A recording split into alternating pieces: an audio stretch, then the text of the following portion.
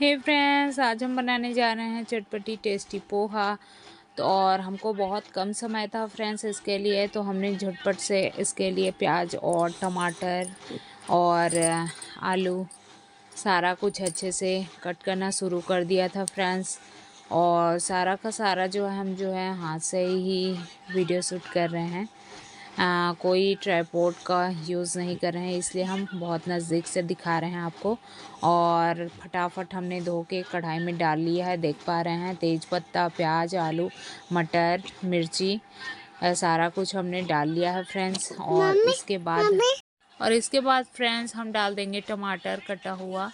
तो इसके बाद हम जो है इसको ढक देंगे मिक्स करके। और फ्रेंड्स अब हम जो है वो पोहा को धो लेंगे। तो पोहा को धोने के लिए हमने थाल में रख लिया है फ्रेंड्स। अब डाल देंगे थोड़ा सा पानी डाल के हम इसे अच्छे तरीक़े से हाथ से धोएंगे, ताकि इसमें का मटमैला सा पानी निकल जाए। और इसके बाद हम जो है उठा के देखेंगे तो टमाटर जो है हमारा गल चुका है फ्रेंड्स, देख पा रहे हैं।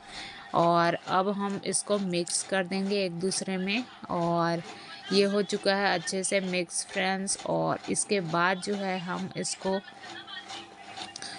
डाल देंगे पोहा। और पोहा में हम सारे मसाले डाल देंगे फ्रेंड्स। तो इसमें बहुत कम मसाले डलते हैं, हल्दी, नमक आपको और थोड़ा सा धनिया, बस। इसके अलावा कुछ भी नहीं डालेंगे। अब इसको हम मिला देंगे फ्रेंड्स। और इसको हम फिर से थोड़ी देर के लिए ढक देंगे। और ढकने के पश्चात फ्रेंड्स इसको वापस से हम उठा लेंगे। और देख पा रहे हैं हमारा पोहा का कलर एकदम से चेंज हो चुका है। बहुत ही टेस्टी सा पोहा का लुक दे रहा है फ्रेंड्स। और अब हम इसको आराम से एक बार और अच्छे से ढक लेंगे और ओपन करके देखेंगे तो हमारा पोहा रेडी है फ्रेंड्स। हमने सर्व भी कर लिया मूली और मिर्ची के साथ। तो कैसा लगा फ्रेंड्स हमारा ये टेस्टी पोहा, ज़रूर बताएं। लाइक, कमेंट, सब्सक्राइब, फॉलो ज़रूर करें।